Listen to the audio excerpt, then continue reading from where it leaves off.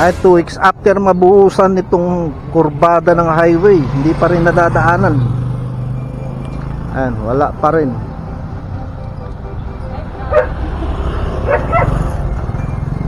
Go signal, yung galing Dipolog.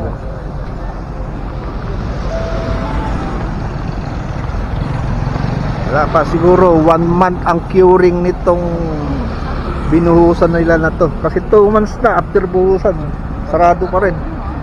Water tanker Niglo, yung contractor dito. Ay hindi, gas pala to. Ayun no, may sarili siyang gas tanker.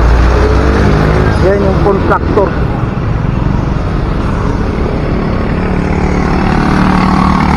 Ay, may ATV oh.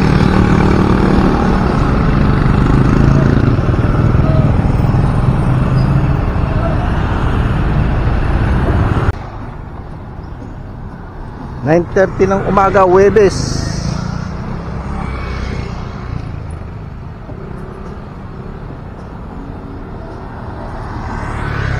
Dami talaga nagmumotor dito.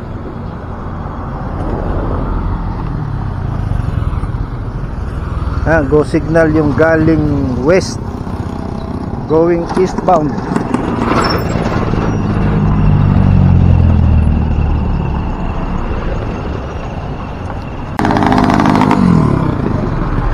Tignan nyo, ang dami nagmumotor dito. Yan ang isa pang common na problema rito.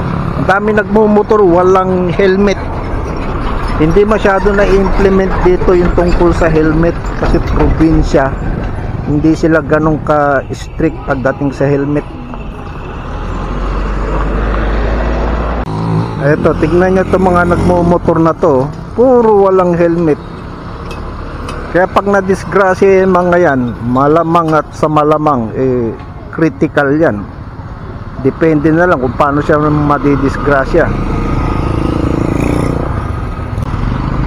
Kagaya na no, may angkas pambata. Pareho silang walang helmet. Palakasan lang ng loob Pero pag yung disgrasya kasi hindi nila iniisip yan Ayan o, ito niya no, puro walang helmet.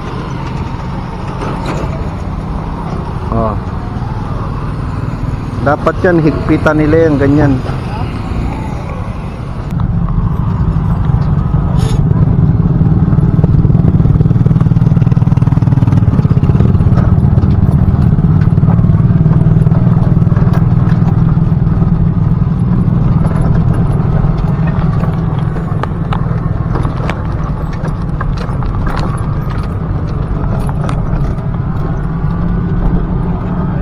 Ayan ang stretch nitong ina-upgrade na section.